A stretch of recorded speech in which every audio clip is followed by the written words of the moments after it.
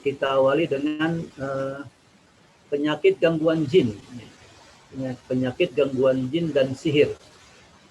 Jadi gangguan jin itu murni jin, tidak ada unsur dukun di situ ya. Kemudian ada juga penyakit sihir. Nah ini jin juga sebetulnya, cuma memang ada dukun di situ yang berperan mengirimkan jin itu ke tubuh manusia. Ya. Jadi gangguan jin berarti murni itu memang isengnya jin mengganggu manusia, ya. Tidak ada unsur dukun yang menyuruhnya, ya. Tapi kalau sihir memang jin, sebetulnya jin itu tidak mau mengganggu kita, tapi karena disuruh sama dukun, ya, akhirnya jin itu mengganggu kita, ya, karena dia disuruh, dijanji, ya, dibaiat oleh dukun, sehingga dia pun akhirnya mengganggu manusia. Itu sihir. Itu mungkin sekitar perbedaan gangguan jin dengan sihir. Apa saja penyakit gangguan jin dan sihir ini? Yang pertama adalah rasa takut. Rasa takut ini ada dua. Jadi ada rasa takut yang hak, yang boleh, yang dibenarkan. Ada rasa takut yang tidak boleh, batil. Ya. Rasa takut yang boleh itu kan sesuatu yang manusiawi, ya. Kita melihat harimau misalnya takut, ibu-ibu melihat ulat takut, gitu kan. Kemudian melihat preman takut dan sebagainya. Ya. Nah itu manusiawi, itu dibolehkan. Tetapi ada takut yang tidak dibolehkan, ya, yaitu takut kepada jin ini diantaranya. Ya. Jadi misalnya mau ke toilet aja takut, ya. Kemudian berjalan melewati jembatan takut, gitu kan. Kemudian kita berada di kegelapan, takut ada setan, ada jin dan sebagainya. Nah ini takut yang tidak dibolehkan. Nah jadi ketika ada orang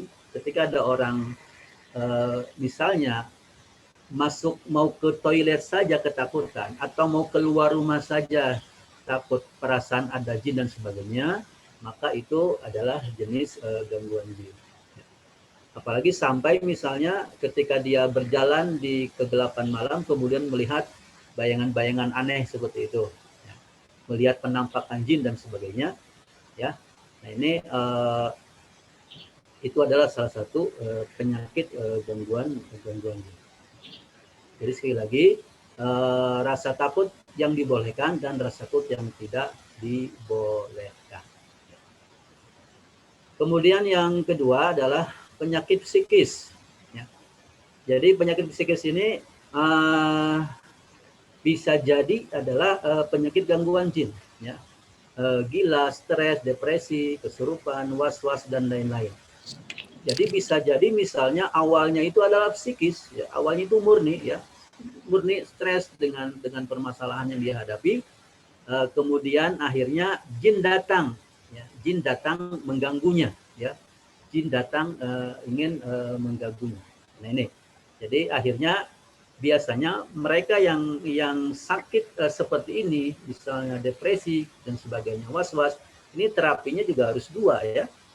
Terapi ruqyah dan terapi psikologi, ya. Jadi bisa datang ke psikolog, psikiater, selain juga di ruqyah. Nah ini karena memang hampir sama, ya. Jadi yang saya baca dari buku-buku kejiwaan itu, ciri-ciri orang yang gila, orang stres itu ya hampir sama dengan orang yang kena gangguan jin. Kemudian yang ketiga, penyakit fisik. Jadi semua penyakit fisik yang tidak bisa ditangani medis dan semua penyakit yang tidak ada sebab medisnya. Maksudnya begini, misalnya ada seseorang dia merasakan sakit di perutnya, merasakan sakit di dadanya, pusing di kepalanya, tetapi ketika didiagnosa oleh dokter itu tidak terdeteksi, gitu kan.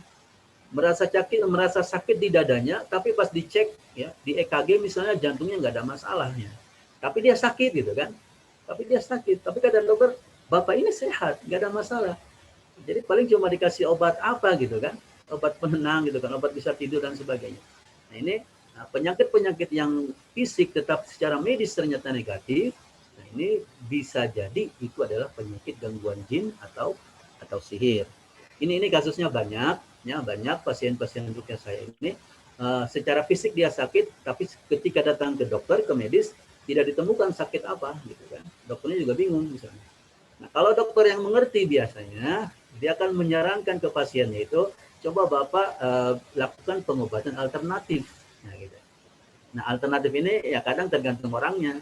Ada yang datang ke dukun, ya, ada yang datang ke rukyah dan sebagainya. Nah, ini ujian keimanan bagi pasien yang menghadapi penyakit non medis. Kemudian yang keempat adalah penyakit ini gangguan mata dan banyak menghayal. Gangguan mata ini misalnya ya ngantuk terus ya, nundutan terus ya, inginnya tidur terus. Nah, itu tidur.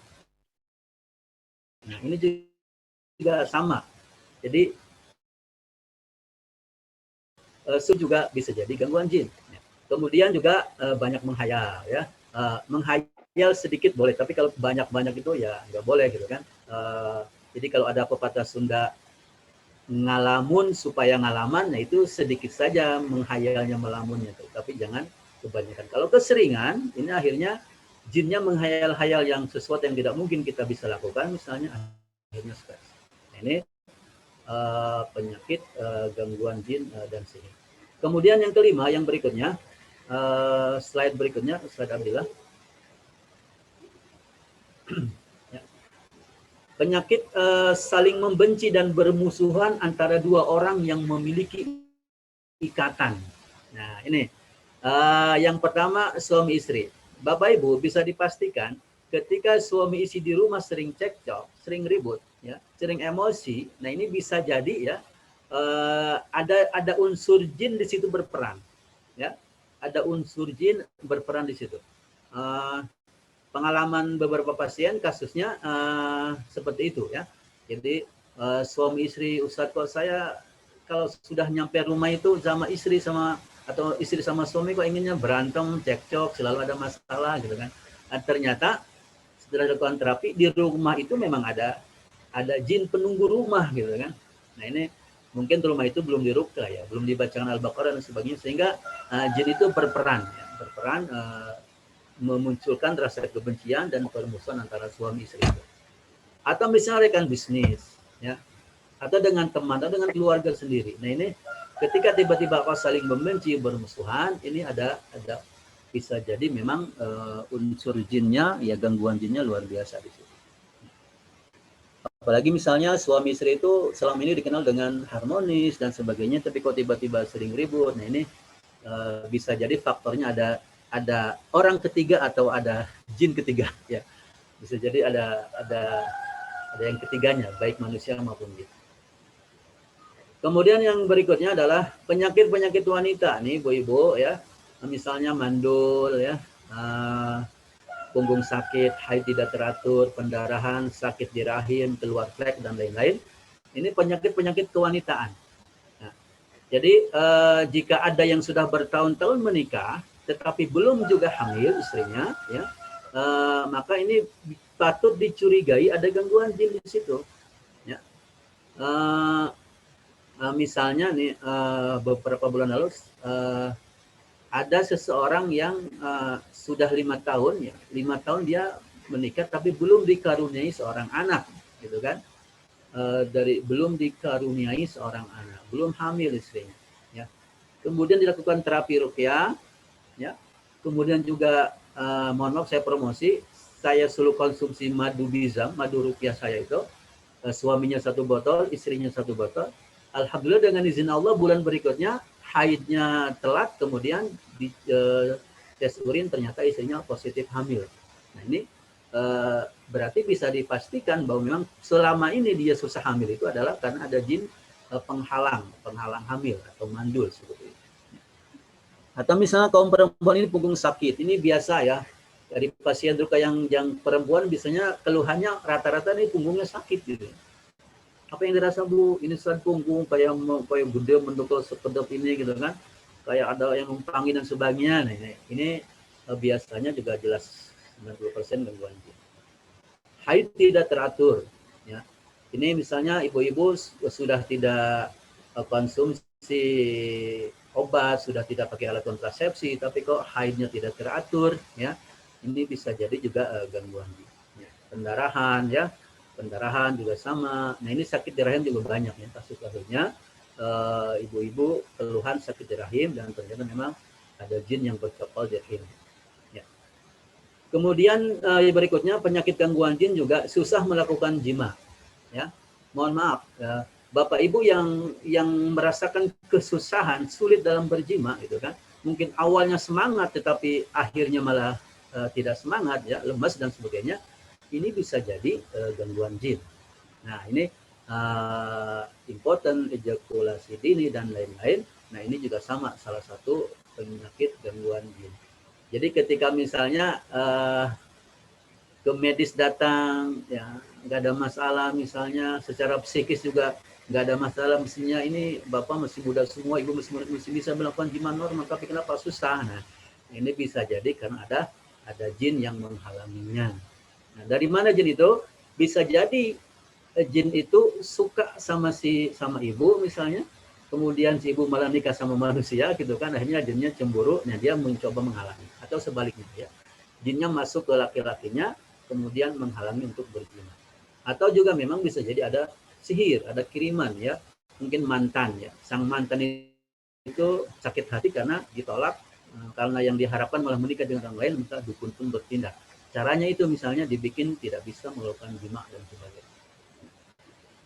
Kemudian penyakit gangguan jin yang lainnya adalah ini keanehan di dalam rumah, ya, seperti televisi nyala sendiri, ya, kompor nyala sendiri dan sebagainya. Nah, ini juga tentunya setelah dipastikan memang misalnya sebelum tidur yakin Bapak Ibu anak-anak sudah mematikan televisi dan tidak diprogram jam 02.00 misalnya nyala, gitu kan. Tapi kok jam 2.00 nyala, gitu kan, padahal tidak ada yang memprogram jam 2 harus nyala TV itu.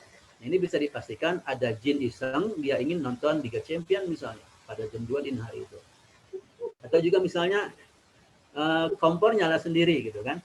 Nah, ini bangun sahur 2:30, gitu kan, kok kompor sudah nyala, gitu kan, siapa yang menyalakan, ya, padahal itu bukan kompor padahal itu kompor tidak ada timernya, gitu kan, tapi kok jam 2:30 sudah nyala duluan sebelum ibu bangun misalnya. Nah, ini bisa jadi ada jin iseng, dia sudah nggak tahan lapar, dia ingin masak sendiri, gitu kan misalnya, ya, atau memang dia iseng mengganggu kita dan sebagainya. Nah, ini penyakit-penyakit gangguan jin diantaranya seperti itu.